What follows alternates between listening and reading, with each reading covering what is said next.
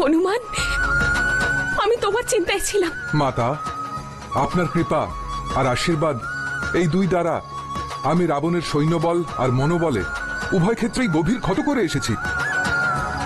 লঙ্কা দহন করে লঙ্কেশের আত্মবিশ্বাসে আঘাত করে এসেছি। আমার চরণে তার মস্তক অবশ্যই নত করবে। হনুমান, তোমার এই উপকারের ঋণ পরিশোধ করা আমার দ্বারা সম্ভব নয়।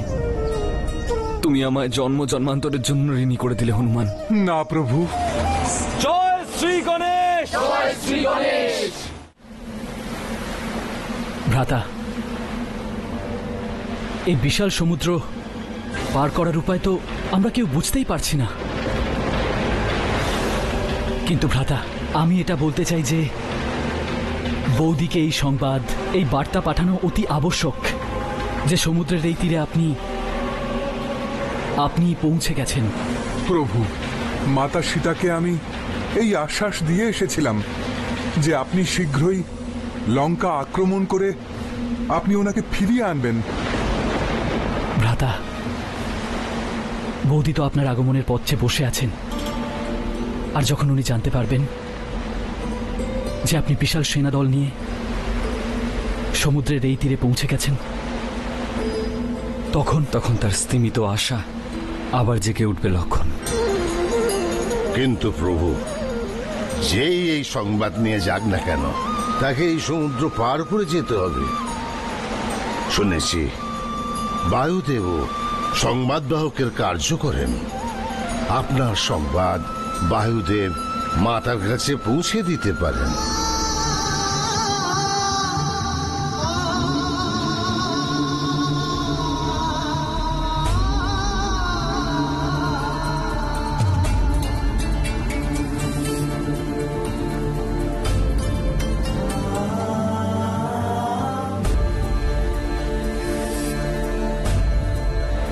সীতা, আমি এসে গেছি। সীতা, আমি এসে গেছি।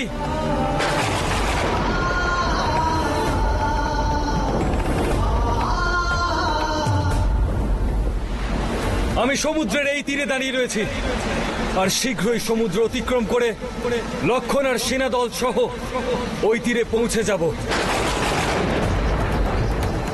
ধৈর্য ধরো সীতা, ধৈর্য ধরো। আমি রাবণের বন্দিবাস থেকে তোমাকে অবশ্যই মুক্ত করব, অবশ্যই মুক্ত করব সীতা।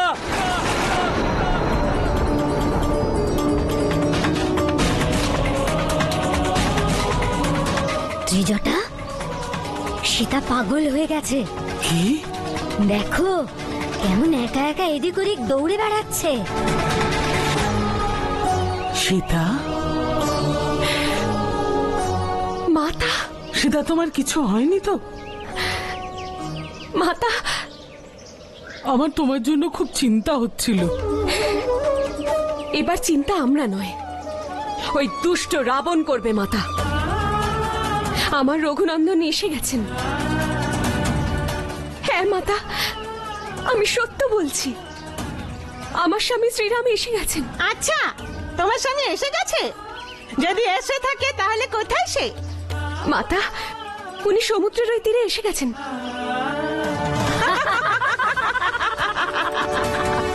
আচ্ছা, এইসব কে তোমাকে বললো? রাম নিজে? না, পবনদেব। মাতা, আমি সত্য বলছি, পবনদেব ওনার সংবাদ দিয়েছেন। শুনেছ তুমি ত্রিজটা? পবন ওর জন্য সংবাদ বাহকের কাজ করে।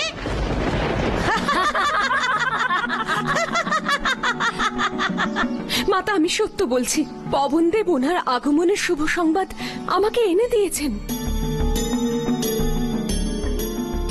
আজ অনেক শুভ সংকেত পেয়েছি মাতা। আমি রাত্রে শুভ স্বপ্নও দেখেছি। এই সবই তো আনন্দের ইঙ্গিত।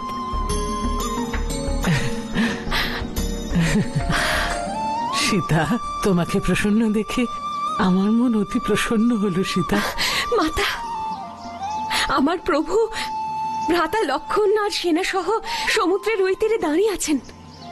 পবনদেব আমাকে জানিয়েছেন যে তারা সমুদ্র অতিক্রম করে শীঘ্রই আমাকে মুক্ত করতে লঙ্কায় আসবেন।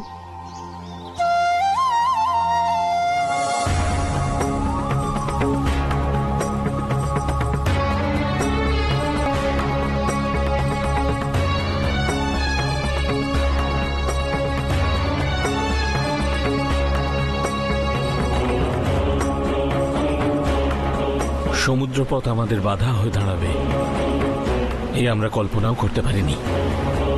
রাবণের কাছে পুষ্পক বিমান আছে, আমাদের এমন অনেকগুলো পুষ্পক বিমান নির্মাণ করতে হবে, তবেই আমরা এই সমুদ্র লঙ্ঘন করে লঙ্কায় পৌঁছতে পারবো। প্রভু প্রভু, আমি আমার সেনার জন্য আমার বিশাল রূপ ধারণ করে বিমান রূপে 10-15 জন করে সৈন্য নিয়ে আমার পিঠের ওপর বসিয়ে সমুদ্রের ওই পারে ছেড়ে আসব। আর যখন তুমি দ্বিতীয় দফায় 10-15 জন সৈনিকদের ওই পারে নিয়ে যেতে এই পারে আসবে, তখন রাবণের 100 কোটি মায়াবী সৈনিক আমাদের বানর সৈনিকদের মৃত্যুলোকে পাঠিয়ে দেবে। আমি এমন কখনো চাই না যে আমার কোনো সাথী আমার কোনো প্রকার ভুল সিদ্ধান্ত দ্বারা প্রভাবিত হোক। আমাদের ধৈর্য হারানোর কোনো আবশ্যকতা নেই। আমরা সকল সমস্যার সম্মুখীন ধৈর্য ধরে হয়েছি। হনুমান, লক্ষণ শত্রুর বিরুদ্ধে বিজয় লাভ করার জন্য সাম, দাম, দণ্ড, ভেদ এই 4 সূত্রের সাহায্য গ্রহণ করা হয়। তাই আমরাও এই 4 চক্র সমুদ্র পার করার জন্য আমাদের ধৈর্য, বুদ্ধি, বল আর শক্তির সময় মতো পরীক্ষা দেব। মহারাজ সুগ্রীব, এই সমুদ্রকে সেনা সহ পার করতে হলে আমাদের দ্রুত কোনো উপায় বার করতে হবে।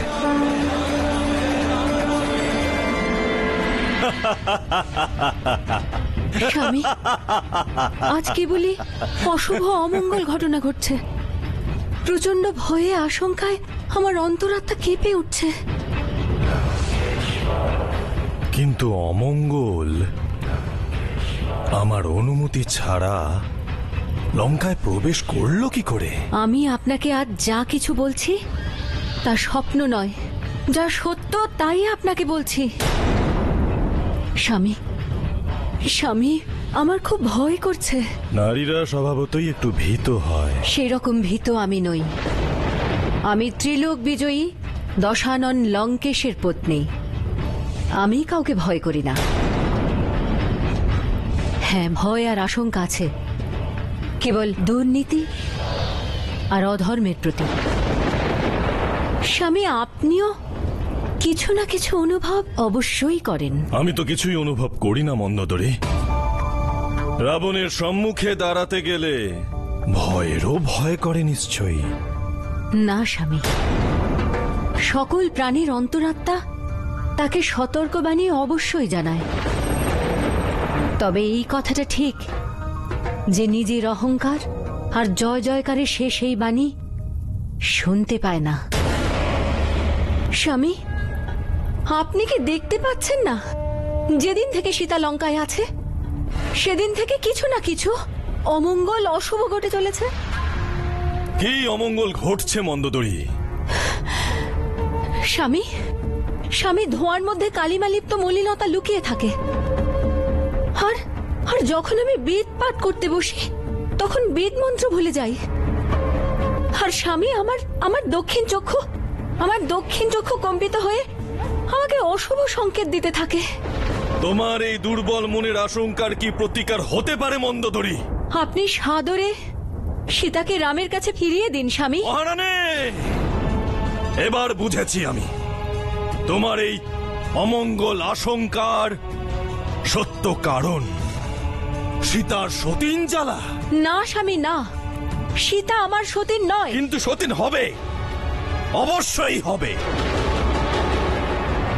আর সে যেদিন আমার পাটরানী হবে সেদিন তোমার পাটরানী পদ চলে যাবে। সেই অমঙ্গলের আশঙ্কাতেই তুমি দিনপাত করে চলেছ।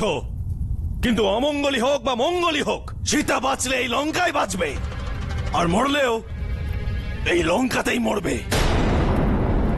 মহারাজ লঙ্কেশের জয় হোক।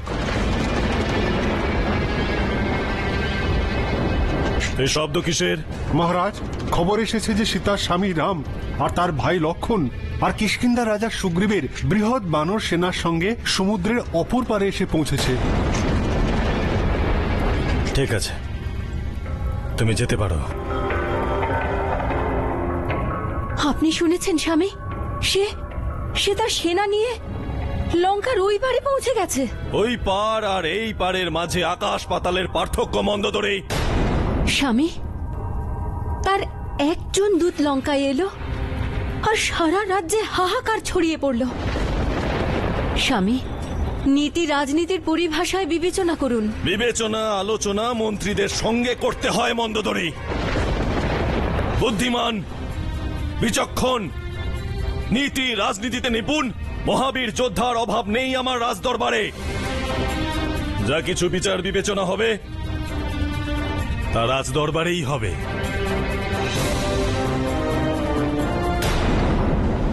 প্রভু, আমরা যদি নৌকা নির্মাণ শুরু করি তাহলে? যুবরাজ অঙ্গদ, আমাদের সৈন্যদল বিশাল, কম করেও 2 সহস্র নৌকো বানাতে হবে। কারণ মাতা আমাদের মাত্র 4 পক্ষকালই সময় দিয়েছেন। যে নৌকো আমরা তৈরি করব তা কি সমুদ্রের ঢেউয়ের আক্রমণ সহ্য করতে পারবে? প্রণাম প্রভু।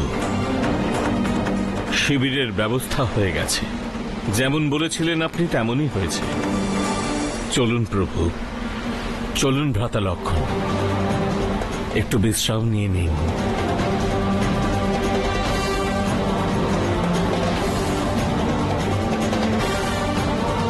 সীতা, ধৈর্য ধরো। এই বিশাল সমুদ্রকে পার করে আমি অবশ্যই তোমাকে মুক্ত করতে লঙ্কায় পৌঁছব। আর তাতে যদি এই সমুদ্রকে শুকিয়ে পথ বানাতে হয় তাও বানাবো।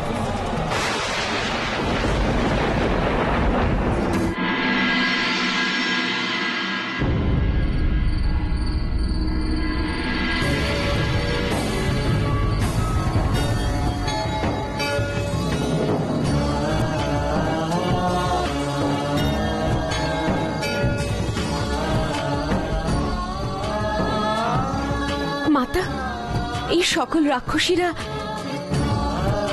আমায় দেখে কি কথা বলছে? সেটা স্মরণে আছে? এরা সেই সব স্ত্রী যারা প্রথমে তোমায় নিয়ে উপহাস করত, আর আজ ওরা তোমাকে শ্রদ্ধা করে। কিন্তু আজ হঠাৎ করে এমন কি হলো যে ওরা সকলে আমায় শ্রদ্ধা করছে? সমুদ্রের ওই তীরে রঘুবীর রাম বানরের বিশাল সেনা সহ অবস্থান করছেন। কি? এতদিন ধরে তোমার রামের উপর বিশ্বাস আর রামের তোমার প্রতি যে অনুরাগ, তাতে লঙ্কার প্রত্যেক নারী তোমার দ্বারা প্রভাবিত। কোনো স্বামী যে তার স্ত্রীকে এত ভালোবাসতে পারে তা কেউ ভাবতেও পারত না। তোমার আর রামের প্রেম লঙ্কার প্রত্যেক নারীকে প্রেমের স্বরূপ প্রত্যক্ষ করিয়েছে, প্রেমকে নতুন করে চিনিয়েছে। মাতা গৌরী, এমন করে যেন আপনার কৃপা পাই।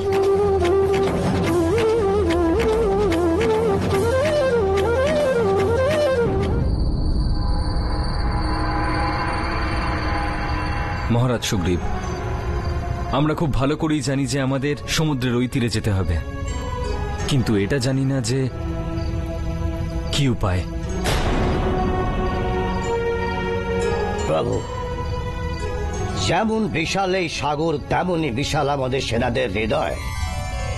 যদি আমাদের সেনা আদেশ পায় তাহলে বড় বড় নৌকা তৈরি করে ফেলবে। মহারাজ কেশরী, নৌকো তৈরি করতে সময় লাগবে, আর এত সময় আমাদের কাছে নেই। প্রভু, আমার মতে আমাদের এমন কিছু খুঁজতে হবে যা জলের ওপর ভেসে থাকে আর একই সঙ্গে সৈনিকদের ওজনও বহন করতে পারে। কিন্তু সেটা যা কিছুই হোক, ওনাদের ওজনের সঙ্গে ভাসমান অবস্থায় লঙ্কার দিকে প্রবাহিত হতে হবে, আর তাও খুব দ্রুত।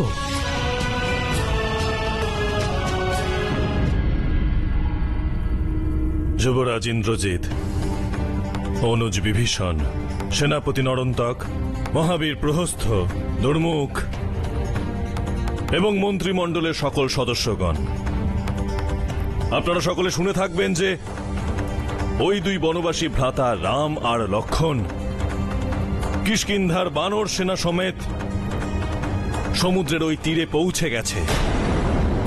গুপ্তচরদের সংবাদ হলো এই যে তারা লঙ্কা আক্রমণ করতে চায়। এই সংবাদ লঙ্কায় আগুনের মতো ছড়িয়ে পড়েছে। প্রজারা এই বিষয়ে ভয়ভীত। যুদ্ধ লঙ্কার দুয়ারে এসে দাঁড়িয়েছে। তাহলে কি আপনিও ভয়ভীত হচ্ছেন মাতামহ? শান্ত হও যুবরাজ।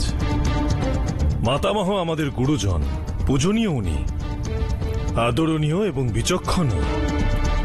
ওনার মতের সঙ্গে সহমত না হলেও আমাদের ওনার মতকে সম্মান জানানো উচিত।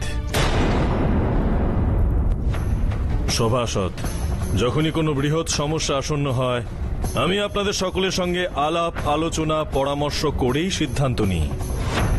সেই দিন দরবারে বন্দী করে আনা বানরকে হত্যার সিদ্ধান্ত আমি এই কারণে ত্যাগ করেছিলাম, কারণ বিভীষণের মত ছিল না। সেটাই তো ভুল হয়েছে পিতা। যদি সেই দিনই ওই দুষ্ট বানরকে নিঃশেষ করে দিতেন তাহলে আজ এই সমস্যা উৎপন্নই হতো না। না ওই বানর এখান থেকে জীবিত ফিরে যেত, আর না ওই দুজন এখানকার সংবাদ পেত। যুবরাজ ইন্দ্রজিৎ, এখনই বা কি বিরাট সমস্যা এসে পড়লো আমাদের সামনে। সমুদ্রের ওই পারে পৌঁছে যাবার মানে এই নয় যে তারা 100 যোজন অর্থাৎ 400 ক্রোশ বিশাল সমুদ্র অতিক্রম করে লঙ্কায় এসে পৌঁছবে। ওই বনবাসী রাম আর তার ওই তুচ্ছ বানর সেনার পক্ষে ওই বিশাল সমুদ্র অতিক্রম করা শুধুমাত্র কঠিনই নয়, বরং অসম্ভব কাজ। সেনাপতি, তুমি অন্তত নিজের মুখে কথা বলো না। তুমি তো নিজের চোখে স্বয়ং রামের পরাক্রম দেখেছ। যুদ্ধক্ষেত্র থেকে শূর্পনখা আর আকম্পন পালিয়ে তাদের প্রাণ বাঁচিয়েছিল। মহারাজ, আমাদের একথা বলা উচিত নয় যে শত্রুর একজন দূত হনুমান সমুদ্র অতিক্রম করে লঙ্কায় পৌঁছে গিয়েছিল, অর্থাৎ আমাদের লঙ্কার দুর্গম নয়। আর ওই একা বানর সমগ্র লঙ্কা জ্বালিয়ে দিয়েছিল, আর আমাদের একাধিক বড় বড় মহাবলী, শূরবীর, নগর রক্ষক শুধু চেয়ে চেয়ে দেখেছেন, কেউ কিছু করতে পারেনি। অর্থাৎ এখন আমাদের সুরক্ষার প্রাচীর আর অটুট নেই। তাহলে তুমি মত দাও বিভীষণ, আমাদের কি করা উচিত? মহারাজ, আমাদের শ্রীরাম। বিভীষণ!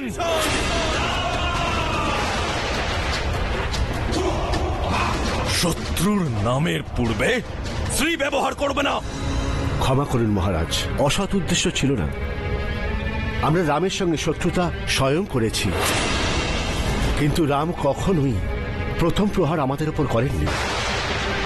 সর্বপ্রথম ভগিনী শূর্পনখা ওনাদের সঙ্গে অনুচিত ব্যবহার করেছেন, আর তারপর নির্বিচারে খড় দূষণ নিজেদের অহংকারের বশে ওনাদের সঙ্গে শত্রুতা করেছেন। আর তার চেয়েও বড় অনৈতিক কাজ আপনি করেছেন। ওনার পত্নীকে হরণ করেছেন আর ওনার মান মর্যাদায় আঘাত করেছেন।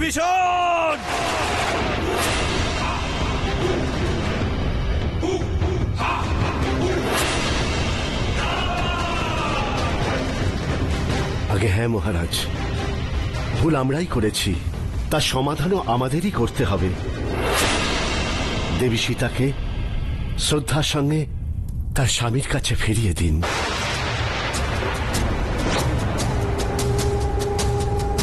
পিতা, আমাদের ত্রিলোক বিজয়ী আর পরম গৌরবময় রাক্ষস কুলে একমাত্রই কনিষ্ঠ তাত বিভীষণই আছেন, যিনি সর্বদা এবং সবার থেকে আলাদা হয়ে বেসুর রাগালাপে মগ্ন থাকেন। আমরা রাক্ষস কুলে নয়, আমরা মহাপূর্ণ আত্মা পুরস্তর বংশধর। পুত্র ইন্দ্রজিৎ, এমন দাম্ভিক নিরর্থক কথা বলা আর গুরুজনদের সঙ্গে অশিষ্ট ব্যবহার করা তোমার শোভা পায় না। তুমি এখন অনভিজ্ঞ বালক। আমি বালক, আমি ইন্দ্রজিৎ, দেবতাদের অহংকার চূর্ণকারী, দৈত্য এবং সমগ্র নাগকুল বিনষ্টকারী ঐরাবত হাতির দাঁত উৎপাটন করে স্বয়ং দেবরাজ ইন্দ্রকে আকাশ থেকে ধরে এনে ভূতলে নিক্ষেপকারী এই ইন্দ্রজিৎ আপনার কাছে অনভিজ্ঞ বালক। পিতা, বনের ভব ঘুরে দুই মানব আর কিছু অশিষ্ট বানর, আপনি তাদের ভয়ভীত হচ্ছেন কেন? পুত্র, ভয় তো লঙ্কেশের শব্দকোষেই নেই ইন্দ্রজিৎ। নর আর বানর তারা আমার কিছুই ক্ষতি করতে পারবে না। মহারাজ লঙ্কেশ, আমি আপনাকে পিতার ন্যায় শ্রদ্ধা করি। আপনি কেবল আমার কাছে একজন রাজা নন, আমার জ্যেষ্ঠ ভ্রাতা। যাদের আপনি সাধারণ বনবাসী বলছেন, তাদের শৌর্যের কীর্তিগাথা ভুলবেন না। পরমবীর সুবাহু, কবন্ধ আর বীরথ, খরদূষণ, ত্রিশির আর বীর শ্রেষ্ঠ বানর জগতের মহাবলী বালি, এই সকলকে উনি ওনার বানের নিশানা করেছেন আর যমলোকে পাঠিয়েছেন। আর যে বানরকে আপনি উপহাস করছেন, তার কর্মকাণ্ডের চিহ্ন তো লঙ্কার কোনায় কোনায় ভস্ম হয়ে যাওয়া অট্টালিকা, সম্পূর্ণ ঝলসে যাওয়া লঙ্কার প্রাচীর আর বিধ্বংসী আগুনে বিগলিত স্বর্ণস্তম্ভ রূপে দেখা যাচ্ছে মহারাজ। হে শ্রদ্ধেয়, আমি সমগ্র বিশ্বস্রবা বংশের কল্যাণের জন্য বলছি। কল্যাণের জন্য বলছেন নাকি কাপুরুষত্বের শিক্ষা দিচ্ছেন? তা তো আমি ধর্ম আর নীতির পথ প্রশস্ত করছি। বৈদ্য গুরু মন্ত্রী তিন নির্ভয় অপ্রিয় ভাষে, রাজধর্মচ্যুত হলে অকালে রাজন আসে। হে দশানন, আপনি উন্মত্ত হয়ে একজন পরস্ত্রীকে জম্পাসের ন্যায় গলায় বেঁধে নিয়ে এসেছেন, যা আমাদের রাক্ষসকুলের জন্য কাল রাত্রির সমতুল্য। বিভীষণ, তুমি ব্যতীত অন্য কেউ যদি এই রকম করে কথা বলতো, তাহলে এক্ষুনি সে প্রাণের মায়া ত্যাগ করত। ক্ষমা ক্ষমা করুন লঙ্কেশ্বর, আলাপ আলোচনায় এমন ক্রোধের প্রকাশ আপনাকে শোভা পায় না। হে বেদজ্ঞ, একটু বিবেচনা করে কাজ করুন। যে পরস্ত্রীকে তার নিজের ইচ্ছার বিরুদ্ধে পাশবিক বল প্রয়োগ করে হরণ করা হয়, সে ধারালো অস্ত্রের মতো ভয়ঙ্কর বিপদ নিয়ে আসে। তাই আমি আপনার কাছে হাত জোর করে প্রার্থনা করছি যে আপনি সীতাকে তার স্বামীর কাছে সম্মানের সঙ্গে ফিরিয়ে দিন। তাতে আপনার মান ক্ষুণ্ণ হবে না, বরং ত্রিলোকে আপনার যশ বাড়বে। যশ নয়, অপযশ ছড়িয়ে পড়বে। আমাকে কাপুরুষ বলবে সবাই। বীর পুরুষ যখন কোনো পদক্ষেপ নিতে উদ্যত হয়, তখন পশ্চাৎ অপসরণে তার বীরত্ব কলঙ্কিত হয়। কিন্তু নীতি নীতি নীতি হলো শক্তিহীন পুরুষের বোনা অক্ষম শব্দজাল, যাতে কোনো বীর পুরুষ ফাঁসে না। নীতি হলো শক্তির সেবিকা। শক্তিশালী পুরুষ যা করে তাই নীতি হয়, আর তাই ধর্মে পরিণত হয়। না জ্যেষ্ঠ ভ্রাতা, না না না ভ্রাতা, এ অধর্ম। আর অধর্ম কখনোই ধর্মের সাথী হতে পারে না। এই ক্রূর শারীরিক বাহুবল ধর্মকে পরাজিত করতে পারে না। কেবল আপনার এই অধর্মে সমগ্র কুলের বিনাশ ঘটবে। আমি আমাদের কুলের কল্যাণের জন্য আপনার পায়ে পড়ছি, আপনার কাছে প্রার্থনা করছি। আমার পায়ে ধরে আমার কাছে প্রার্থনা করছো না তুমি? দশাননের গর্বে উন্নত মস্তক তার শত্রুর চরণে নত করার ষড়যন্ত্র করছো তুমি? আমি জানতে পেরে গেছি, ওই বানর প্রথমে তোমার গৃহে গিয়েছিল। তুমি তাকে সীতার গোপন তথ্য জানিয়েছ। সে আমাদের সমগ্র লঙ্কায় অগ্নিসংযোগ করলো, কিন্তু তোমার গৃহ বেঁচে গেল। ঘরের শত্রু আমাকে ধর্ম আর নীতি শেখাতে এসেছো? যাও যাও, ওই বনবাসীদের কাছে যাও আর ওদের গিয়ে নীতি শেখাও, যাদের প্রতি তোমার দরদ উতলে উঠছে। আপনি আমাকে বুঝতে ভুল করছেন জ্যেষ্ঠ ভ্রাতা। আমি তো আপনাকে সর্বদা পিতার সমান সম্মান করেছি আর সকল সময় আপনার কল্যাণের কথা ভেবেছি, আর আজও আপনার কল্যাণের কথাই ভেবে চলেছি। আমি সেই আবেগেই আপনার চরণ ধরে প্রার্থনা করছি যে শ্রীরাম ত্রিলোকের স্বামী, ওনার সঙ্গে শত্রুতা করবেন না। কুলের কলঙ্ক দূর হয়ে যাও আমার দৃষ্টি থেকে। লঙ্কায় তোমার জন্য আর কোনো স্থান নেই।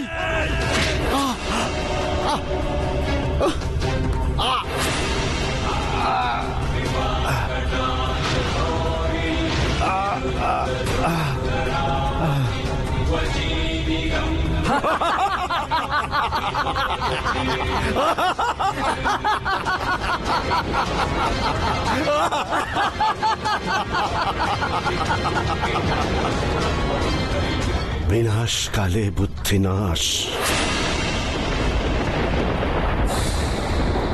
যে নিজের অহংকার দম্ভে উন্মত্ত হয়ে নিজের সমূহ বিনাশের পথে অগ্রসর হয়, তাকে স্বয়ং ঈশ্বর এসে পথ দেখাতে চাইলেও তখন সে ঈশ্বরকে উন্মাদ বলে মনে করে আর নিজের দুর্বুদ্ধিকে সর্বশ্রেষ্ঠ মনে করে আপনার মতো মানুষ আত্মতৃপ্ত হয়ে নিজেরই তৈরি বিনাশের গর্ভে নিমজ্জিত হয়।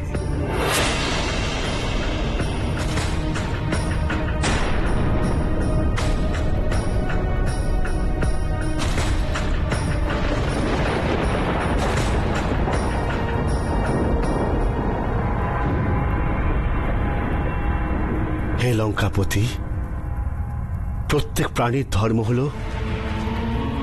সে যতদিন বাঁচবে আত্মসম্মানের সঙ্গে বাঁচবে।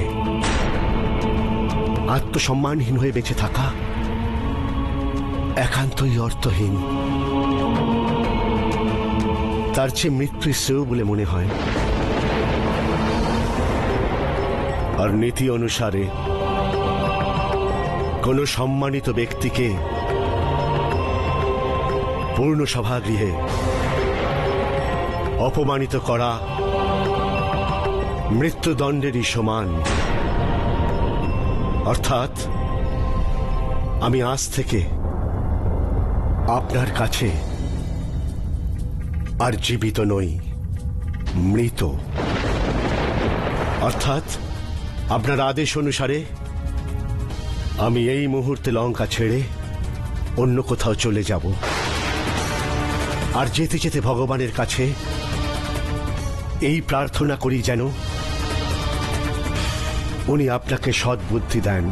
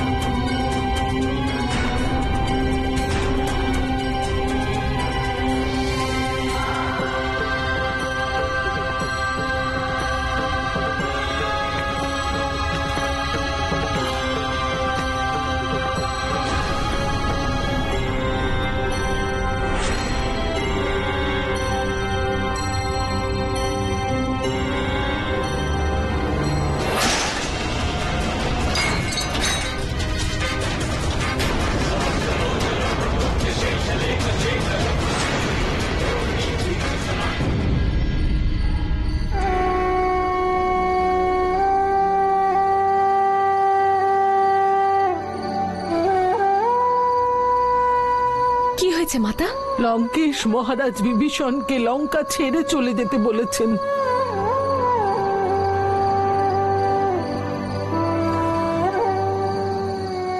রাবণের দোষ? উনি লঙ্কেশকে পরামর্শ দিয়েছিলেন তোমাকে সসম্মানে রঘুনন্দনের কাছে পাঠিয়ে দিতে, লঙ্কাকে সর্বনাশ থেকে বাঁচাতে। উনি লঙ্কেশের পাও ধরেছিলেন, কিন্তু কিন্তু কি মাতা? কিন্তু উত্তেজিত হয়ে উনি শ্রী বিভীষণকে পদাঘাত করেন। কি? রঘুনন্দনের পক্ষ নেওয়ার অপরাধে লঙ্কেশ বিভীষণ মহাশয়কে লঙ্কা ছেড়ে দেওয়ার আদেশ দিয়েছেন। সত্যই দুষ্ট রাবণের দিন শেষ। আমরা সেই তৃষিতের মতো, যে কুয়োর কাছে এসেও তৃষিতই রয়ে যায়। আমাদের মধ্যে কেউই লঙ্কায় পৌঁছবার পথ খুঁজে পাচ্ছে না। প্রভু, আমার দৃঢ় বিশ্বাস যে আমরা কোনো না কোনো পথ অবশ্যই পাব। কতদিন হনুমান, কতদিন আমরা এইভাবেই প্রতীক্ষা করতে থাকব? আর সীতা নির্নিমেষ চোখে আমার পথ চেয়ে থাকবে। সে কতদিন প্রতীক্ষা করবে? অধিক বিলম্ব হলে সে নিরাশ হয়ে যদি কিছু... না প্রভু, না। আমার মাতা জানকীর আপনার উপর আস্থা আছে। ওনার মনের মধ্যে এই ধরনের কোনো কুচিন্তা কখনো আসবে না। হনুমান, আমি আমাদের বানর সেনার কথাও ভাবছি। এখন সকলে যুদ্ধের জন্য প্রস্তুত, কিন্তু সময় অতিবাহিত হলে সকলের মনে যুদ্ধের উৎসাহ নষ্ট হয়ে যাবে। হয়তো তারা যুদ্ধ থেকে পিছিয়েও যেতে পারেন। ভ্রাতা, আমার বিচারে আমাদের এই সভা এখানেই সমাপ্ত করা উচিত। বিশ্রামের পর আমরা সকলে এই সমস্যা নিয়ে আলোচনা করব, কথা বলবো, আর কাল প্রাতে বাক্যালাপে গিয়ে নিয়ে যাব।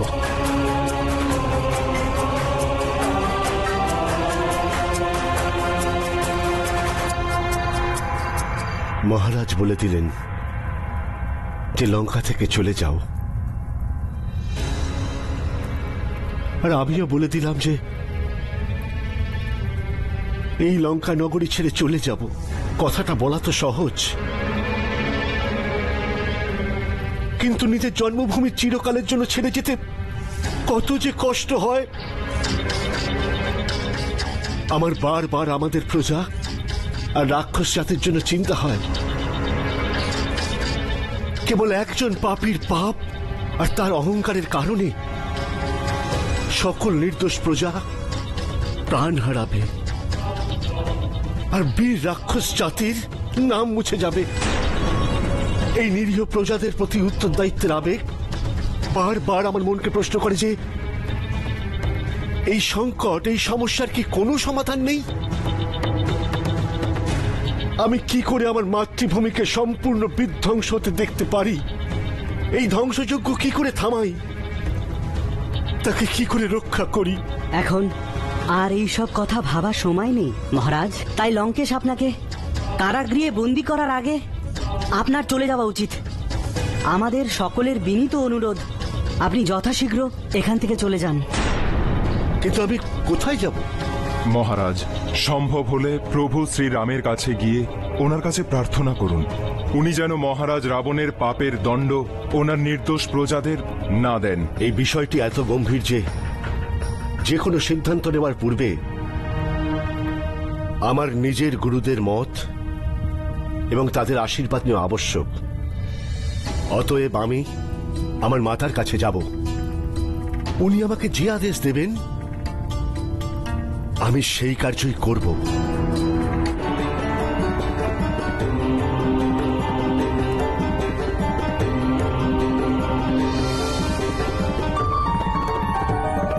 দীর্ঘায়ু ভব।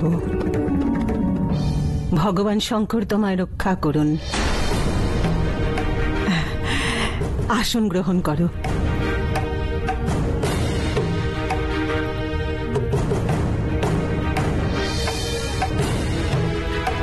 আমি এক অত্যন্ত গভীর সমস্যার সমাধানের জন্য আপনার কাছে এসেছি। আমাকে পথ দেখান মাতা। বড়ই অস্থির চিত্তে কথা বলছো পুত্র, এমন কি ঘটেছে? জ্যেষ্ঠ ভ্রাতা রাবণ আমায় লঙ্কা থেকে বিতাড়িত করেছেন। কেন? আজ দরবারে উনি আমাকে অপমান করেছেন। কিন্তু কেন? আমার মতানুসারে আমি ওনাকে পরামর্শ দিয়েছিলাম, প্রথমত এই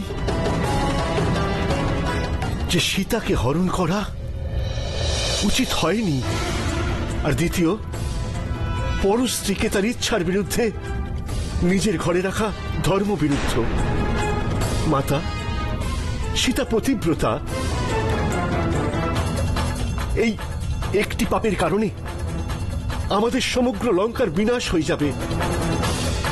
ওইদিকে শ্রীরাম কিষ্কিন্ধার মহারাজ সুগ্রীবের সঙ্গে বিশাল বানর সেনা সহ অগ্রসর হচ্ছেন, আর আমাদের মন্ত্রীরা আমাদের পরামর্শ দিচ্ছেন যে রাম আর লক্ষ্মণকে নিয়ে চিন্তা করতে হবে না, আমাদের রাক্ষস সেনা ওদের নাশ করে দেবে। কিন্তু আমাদের এই কথা বলা উচিত নয় যে ওনাদের একজন দূত হনুমান আমাদের সমগ্র লঙ্কার সর্বনাশ করে দিয়েছেন, সমগ্র লঙ্কাকে জ্বালিয়ে ভস্ম করে দিয়েছেন। ওনাদের শক্তিকে দুর্বল ভাবা উচিত নয়। একজন নারীর জন্য কোন শক্তিশালী শত্রুর সঙ্গে আমাদের যুদ্ধে লিপ্ত হওয়া ঠিক হবে না। আমাদের দেবী সীতাকে সম্মানের সঙ্গে ওনার স্বামীর কাছে প্রেরণ করা উচিত। আমার এই মত ওনার পছন্দ হয়নি। আমি তবু আমার মুকুট ওনার চরণে রেখে এসেছি আর বলেছি যে হে ভ্রাতা, নিজের যে ত্যাগ করো আর লঙ্কাকে ধ্বংসের হাত থেকে রক্ষা করো। কিন্তু উনি নিজের পা দিয়ে আমার মুকুটকে আঘাত করলেন আর আমাকে বিতাড়িত করলেন। পুত্র রাবণ ঠিক করেনি,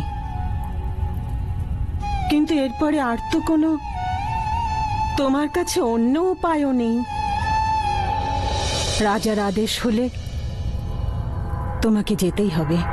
মাতা, আমার মন্ত্রী এবং মিত্রদের মত হলো যে আমার স্বয়ং শ্রীরামের কাছে চলে যাওয়া উচিত। ওনার কারণে লঙ্কার নির্দোষ প্রজাদের শাস্তি যেন না হয়। ভাবনা অতি উত্তম, কিন্তু কিন্তু কি মাতা? কিন্তু এতে অনেক সংকট আছে। কেমন সংকট মাতা? শ্রীরাম তোমাকে কেন গ্রহণ করবেন? তুমি শত্রুর ভ্রাতা, আর নীতি অনুসারে ওনাদের তোমার উপর বিশ্বাস করার কথা নয় পুত্র। ওনাদের তোমার সঙ্গে সেই ব্যবহার করা উচিত যা ওনারা রাবণের সঙ্গে করবেন। আর কি উপায় আছে?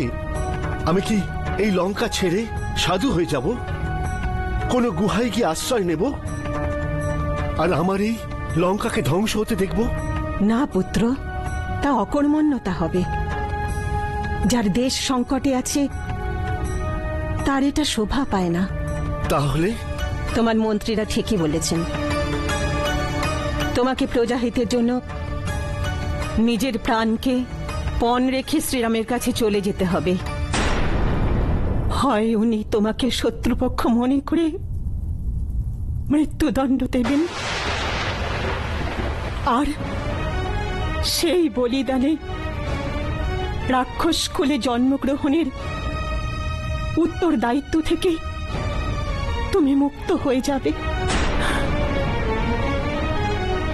শ্রীরাম তোমাকে প্রতিশ্রুতি দিলে আর ভয় থাকবে না, কারণ আমি শুনেছি যে রঘুবংশীয়রা তাদের প্রতিশ্রুতি রক্ষা করেন। ওনারা প্রাণ দেবেন, কিন্তু প্রতিজ্ঞা মিথ্যা হতে দেবেন না। আমার মনে হয় তোমার পিতা মহর্ষি বিশ্রাবার বাণী সত্য হতে চলেছে। কেমন বাণী মাতা? একসময় তোমার পিতা এই কথা বলেছিলেন, দেবী, তোমার জ্যেষ্ঠ পুত্র রাবণের বিনাশ কাল শুরু হয়ে গেছে। দেবতাদের প্রার্থনা শুনে শ্রী বিষ্ণু রঘুকুলে অবতার রূপ নিয়েছেন। উপযুক্ত সময়ে ওনার দ্বারা রাবণ সহ রাক্ষসদের সংহার হবে। কৈকসী, তোমার কনিষ্ঠ পুত্র বিভীষণ তার জাতিকে উদ্ধার করবে। তার দ্বারাই ওই রাক্ষসদের রক্ষা হবে, অধর্মের পথ ছেড়ে যারা প্রভু শরণে যাবে। পুত্র, আমি তোমার পিতার ভবিষ্যৎবাণী সত্য হতে দেখতে পাচ্ছি। পুত্র, তুমি শীঘ্রই শ্রীরামের কাছে গমন করো। আমার আশীর্বাদ তোমার সঙ্গে থাকবে। মাতা, আমি আর একবার ভ্রাতাকে প্রার্থনা করে দেখব। এমনও তো হতে পারে যে এই সময় ওনার ক্রোধ শান্ত হয়ে গেছে আর উনি আমার কথা বুঝবেন। তুমি বড় সাধু বিভীষণ। ঠিক আছে, আর একবার প্রয়াস করে দেখো। আয়ুষ্মান ভব।